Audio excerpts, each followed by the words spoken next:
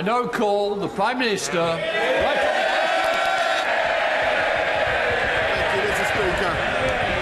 Mr. Speaker, this is the moment to repay the trust of those who sent us here by delivering on the people's priorities with the most radical Queen's speech for a generation. And if there was one resounding lesson of this election campaign, one message I heard in every corner of these islands, it's not just that the British people want their government to get Brexit done, though they do.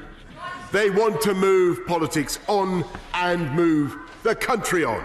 Building hospitals, renewing our schools, modernising our infrastructure, making our streets safer, our environment cleaner, our union stronger. And this Queen's speech of this people's government sets in motion a vast interlocking programme to unite and level up across the whole United Kingdom and unleash the potential of all our people.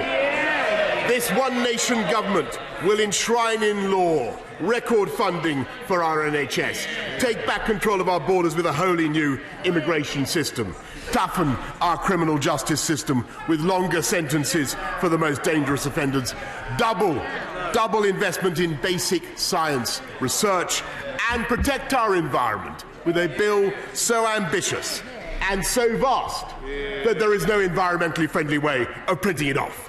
And, Mr. Speaker, this is not a programme for 1 year or one parliament.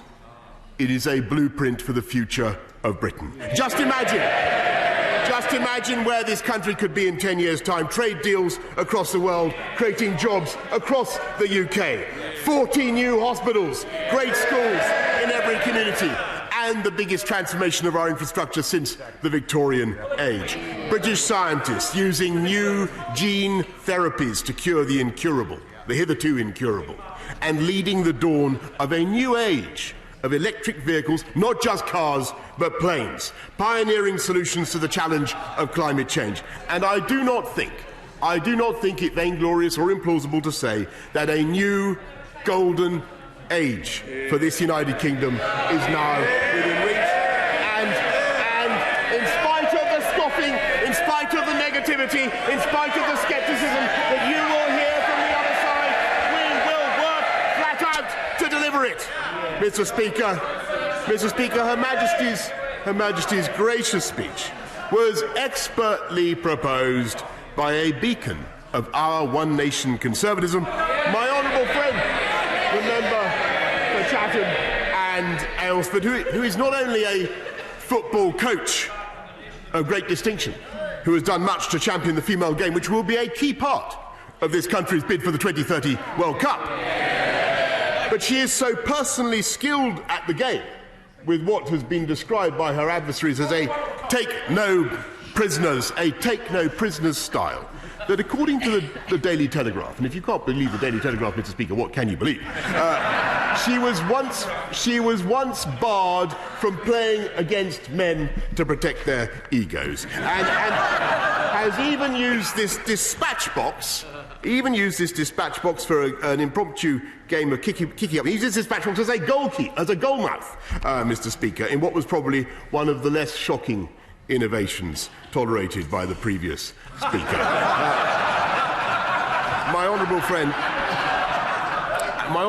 has also done pioneering work on tackling loneliness, improving dementia care, and curbing the harms, as we've heard, inflicted by gambling and alcohol, and is so dedicated to her job that she's regularly brought her son Freddie into the lobbies, so reducing the voting age to about 6 months. And Chatham's great parliamentary sketch writer, Charles Dickens himself, would confirm that her speech was in the very finest traditions of this House. She was followed with great style by my honourable friend, the member for Walsall North, when he addressed this House for the first time in 2017. He said, and I quote, "The good people of Walsall North have had to wait 41 years to hear a maiden speech from their MP.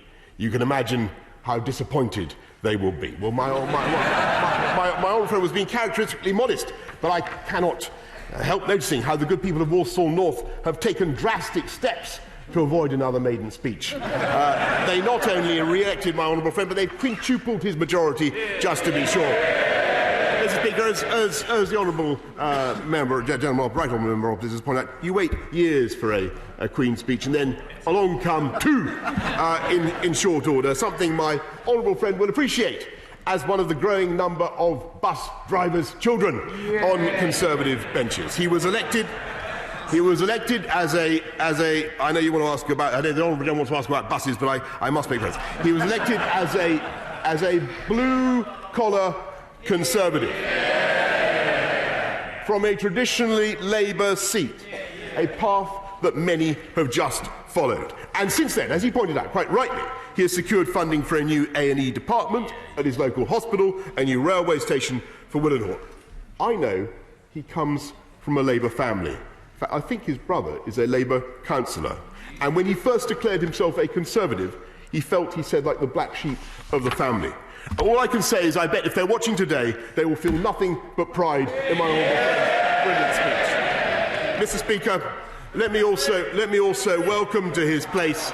Let me welcome to his place, right honourable gentleman, the leader of the opposition, a stickler, as we all know, for watching a Queen's speech at the right time.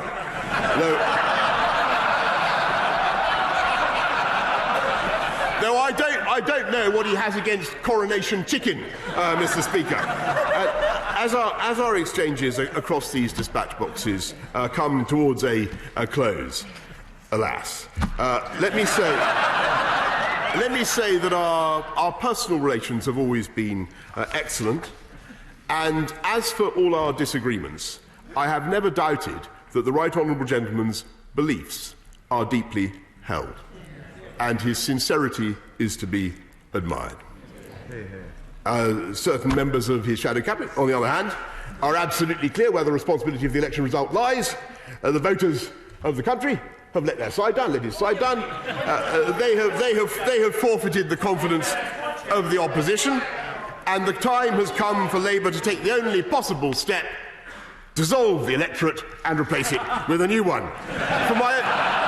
At least I think that's what the lady for Islington and Finsbury said. For my own part, Mr. Speaker, I feel a colossal sense of obligation to the electorate that I and we are humbled to serve, and to those people who lent us their votes, however hesitantly.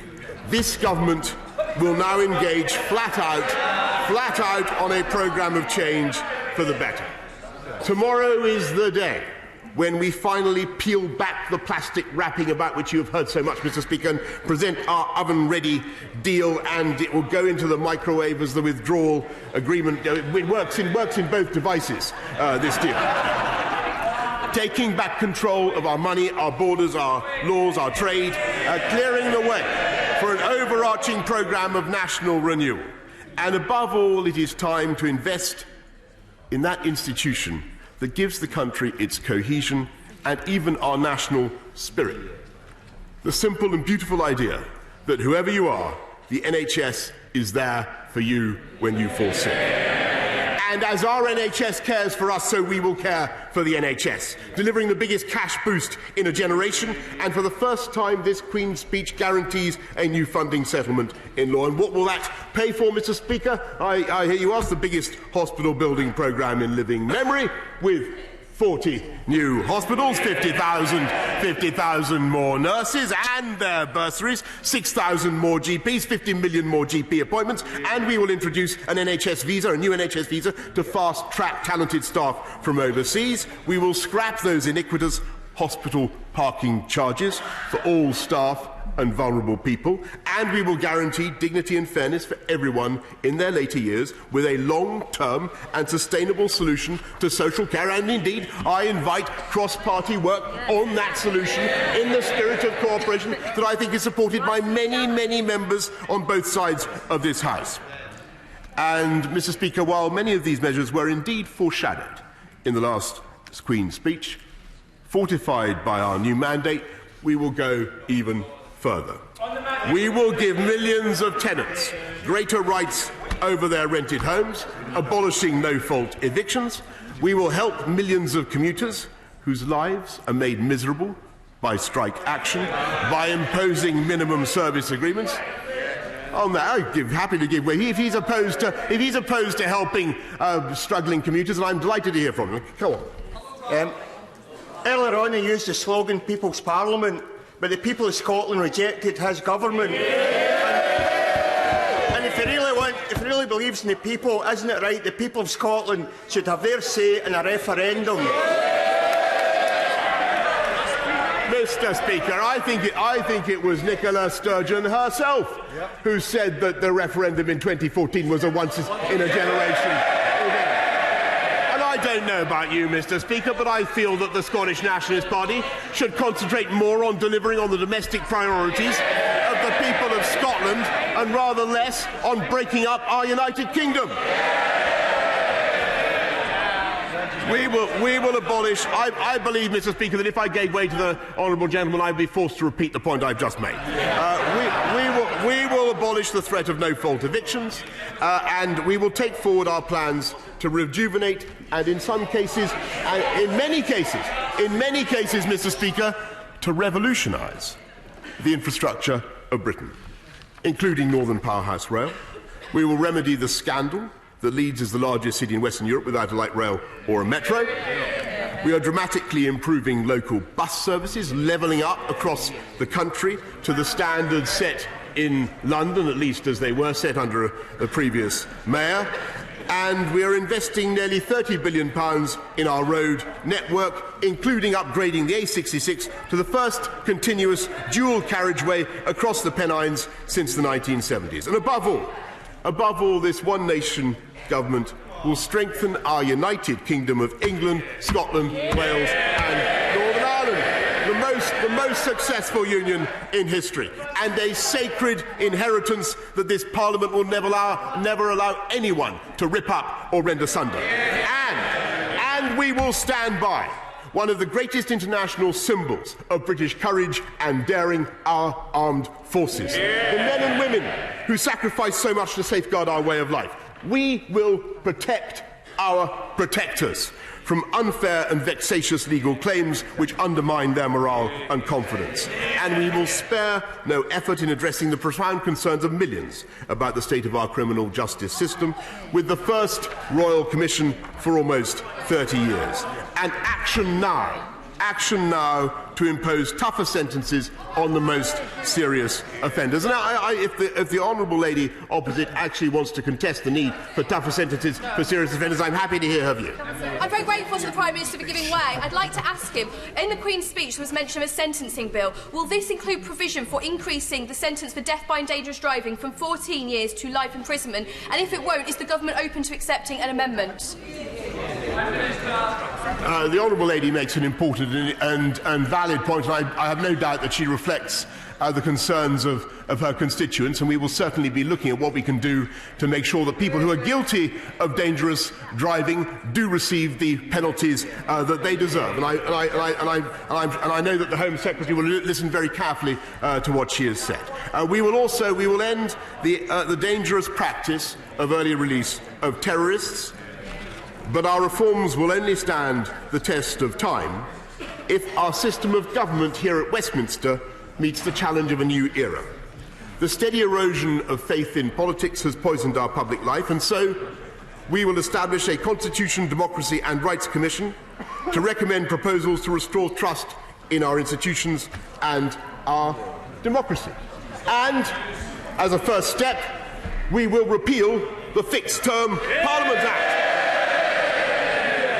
so that never again can we have the ludicrous spectacle of an opposition party trying to defy the will of a majority of the House and run away from a general election. And we will do everything in our powers. To restore devolved government in Stormont so that Northern Ireland is once again ruled by its own elected representatives.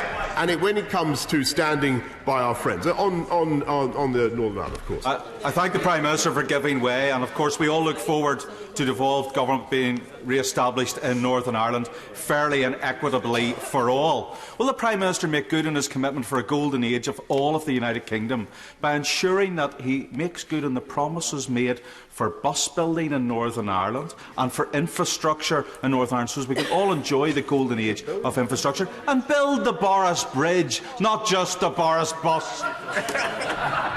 Well, I'm grateful to the honourable gentleman, and I think he can certainly be assured of my commitment to ensuring that beautiful buses continue to be built in Ballymena.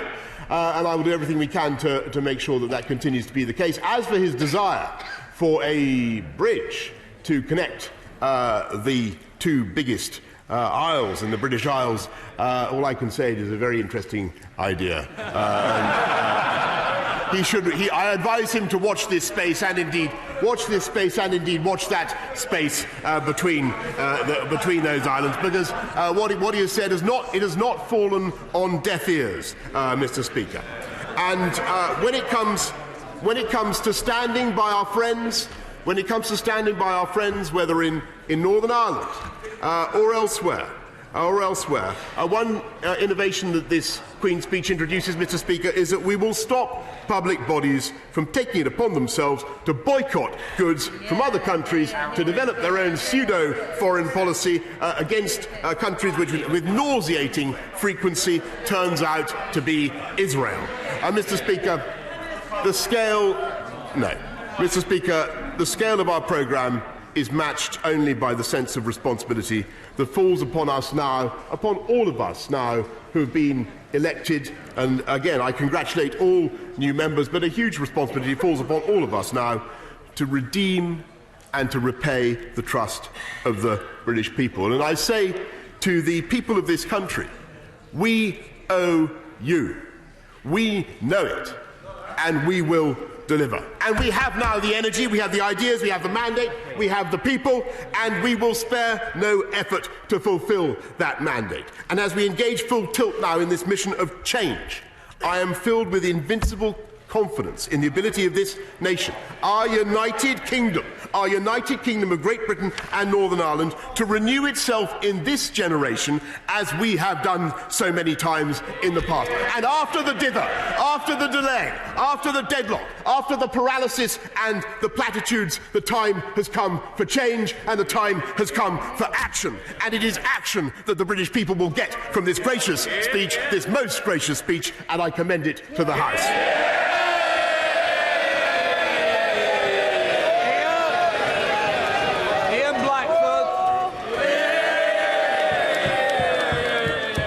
Mr. Speaker, and I hope before... Message to Scotland, One nation, Tories.